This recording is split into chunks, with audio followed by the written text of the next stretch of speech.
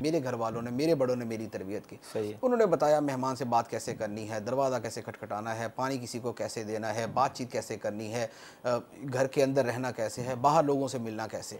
جس کی کیوں اس لیے کہ ان کی اسلامی تربیت تھی. ٹھیک، وہ دعوت اسلامی کے ماحول میں تھے، وہ دینی تربیت تھی، ان کا دینی ماحول تھا. لہٰذا انہوں نے وہ چیزیں سیکھی اور آگے ہمیں سکھائی.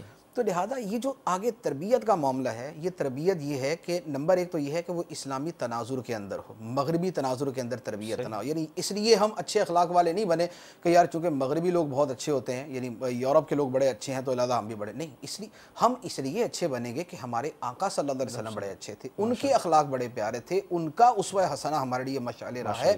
ان کے اخلاق کی ہم نے پیروی کرنی ہے، ان کا طریقہ اختیار کرنا ہے، ان کے سنن و آداب پہ چلنا ہے، ان کے طریقہ زندگی پر چلنا ہے. ہم نے اپنے اخلاق اس لیے اچھے کریں.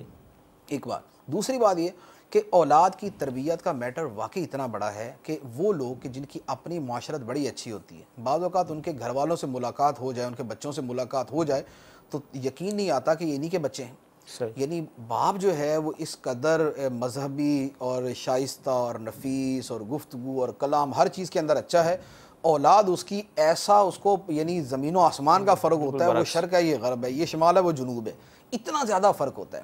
اور یہ پھر خود ان ماں باپ کے لیے اور اس خاندان کے لیے شرمندگی کا باعث بنتے ہیں. یعنی ایک آدمی بڑا مذہبی ہے اور بڑا اس کا وضاقتہ اسلامی ہے، ہر چیز ہے، وہ اپنے بچے کو لے کے کہیں جاتا ہے اور اس کا بچہ باہر جا کے گالی دے دیتا ہے، تو کوئی شخص اس بچے کو برا کہنے سے پہلے اس کے باپ کو برا کہے گا. وہ سب سے پہلے اس کو کہے گا کہ یار تم نے یہ حلیہ تو پنایا ہوا، تمہارا بچہ تو یہ گالیاں دے رہا ہے. لہٰذا اولاد کی تربیت بہت ضروری ہے. آدمی کا تنہا اچھا ہونا کافی نہیں، اور یہ تنہا اچھا ہونا کافی نہیں یہ صرف میں نہیں کہہ رہا، یہ قرآن پاک کا حکم ہے. یا ایھا الذین آمنوا قوا انفسکم واہلیکم نارا.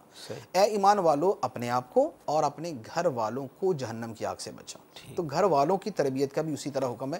لہٰذا اولاد جو تربیت کی بات کی ہے اس میں اولاد کی چھوٹے بہن بھائیوں کی تربیت اور جو بھی جن کی ہم تربیت کر سکتے ہیں، استاد ہے تو اپنے شاگرد کی تربیت کرے گا، ماں باپ ہیں تو اولاد کی تربیت کریں گے، بڑے بہن بھائی ہیں تو چھوٹوں کی تربیت کریں گے. تربیت کا واقعی اگر سلسلہ شروع ہو جائے، آداب سکھانے کا، زندگی کا طریقہ سکھانے کا، شور شرابے سے بچنے کا، دوسروں کا دروازہ زور زور سے نہ بجانے کا، چیخ چلا کے آوازیں نہ دینے کا، اگر یہ طریقہ سکھایا جائے تو پھر حقیقتاً اسلامی معاشرت وجود میں آ سکتی ہے.